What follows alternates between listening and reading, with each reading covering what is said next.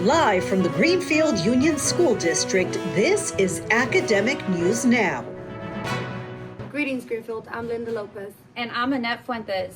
Today we bring you team coverage on the importance of why you should do your best on the test. Better known as the CAASPP. Did you know that this test helps teachers get better at teaching?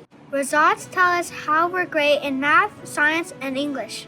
It also shows us gaps in learning so we can all adjust and rise to the challenge. You may be thinking, it's just a test. I don't even get a grade on it. But that's not the case. It helps parents understand how we're learning from third grade to high school, and it gets us ready for college and beyond. Nervous? Don't be.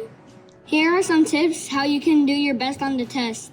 Get a good night's sleep, have a healthy breakfast, read every question carefully, and show what you know. Back to you. Thank you, kids. You heard it here first. Just do your best on the test.